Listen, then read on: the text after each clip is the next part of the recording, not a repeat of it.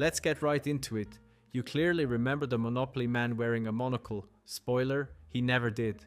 You know you saw it on the box, in Halloween costumes, maybe even printed on a poster in your elementary school library. It wasn't just a passing detail, it was lodged in your memory like it had always been there. But it's false. That's the Mandela effect. Shared false memories that feel as real and solid as the ground you are standing on. Entire groups of people misremembering the same detail in exactly the same way. The Berenstain Bears? You were sure it was Berenstein. Luke, I am your father.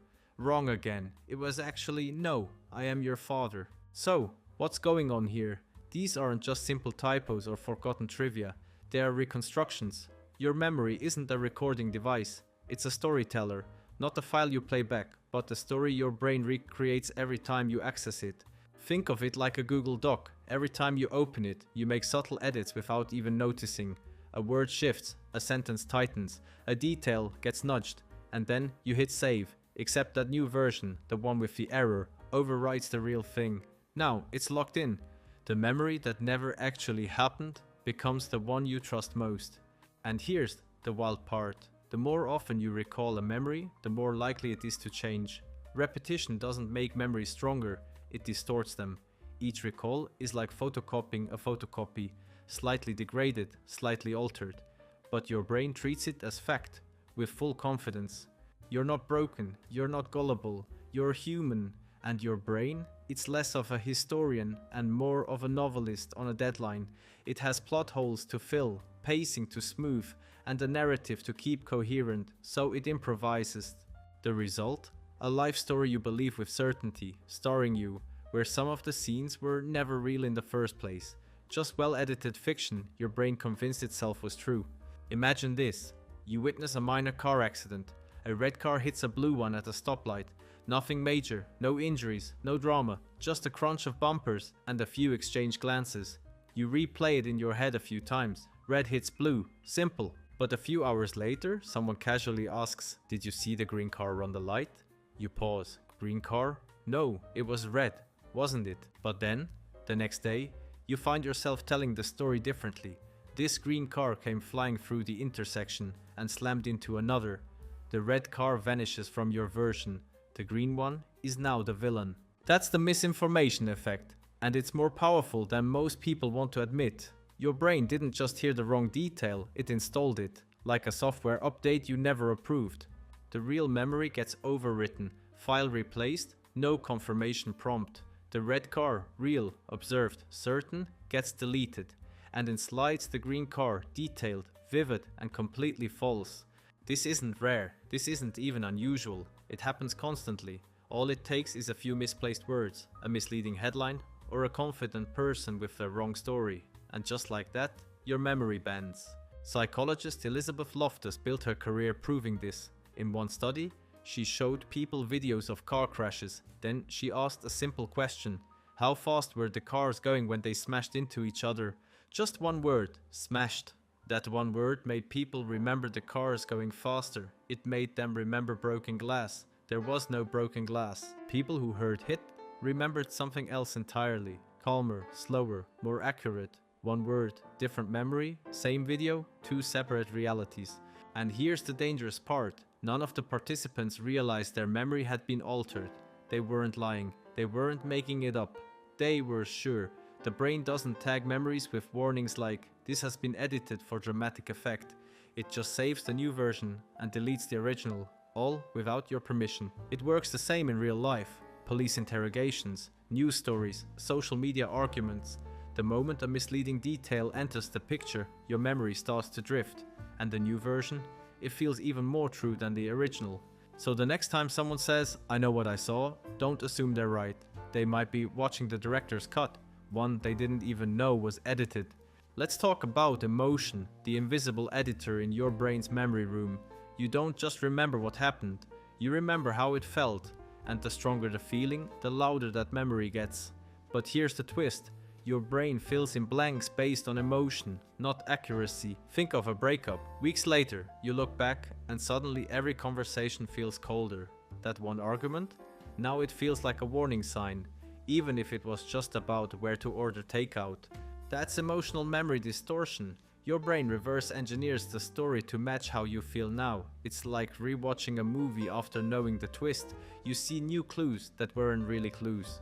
This doesn't just happen in relationships. Survivors of traumatic events often recall details that can't be verified, not because they're lying, but because the fear rewrote the narrative.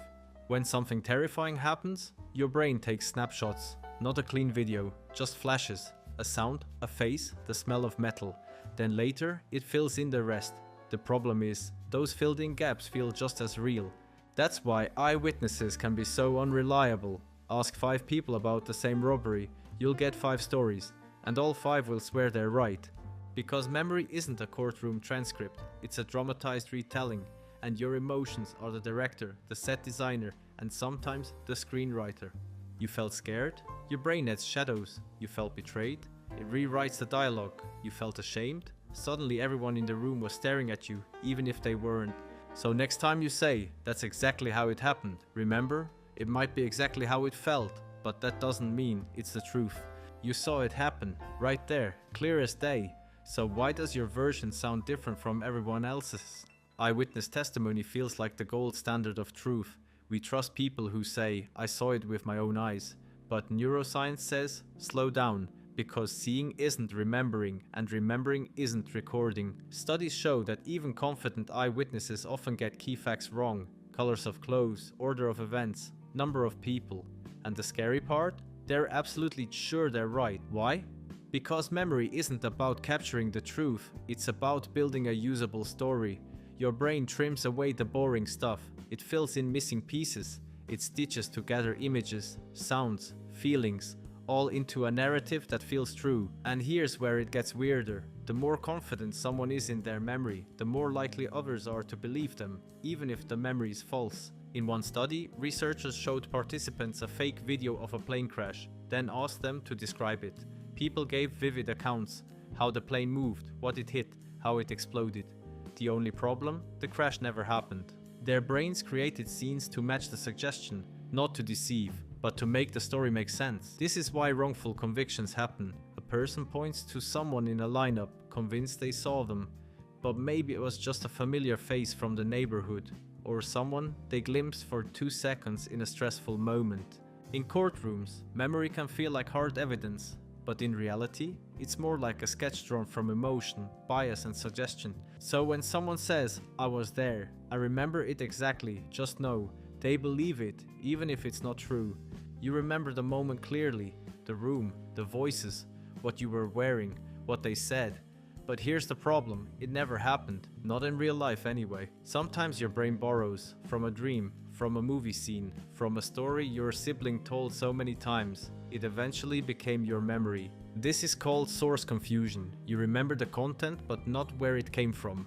Your brain files it under autobiography when it really belongs in fiction. It's why you might swear you remember meeting someone, but the actual memory came from a photo. Or why you recall visiting a place as a kid, only to find out later you weren't even there. You just heard the story enough times that your brain built the visual. Dreams do the same trick. You wake up, the memory is crystal clear. You put it in your mental timeline like any other experience. Days later, you mention it casually in conversation. Then realize, wait, that never happened. Movies and media blend in too. The line between fiction and lived experience isn't as sharp as you think. See a powerful scene? Your brain can absorb it, edit it, and replay it with you in the lead role. Kids are especially susceptible. They hear stories, watch cartoons, listen to adults talk, and sometimes they adopt those tales as memories. I remember that, they say, eyes wide. But what they're really remembering is imagination with a good backstory. The scary part? You don't get an internal pop-up saying, this was a dream. It just gets filed as real. And it feels real. Your brain's job isn't to perfectly label every experience.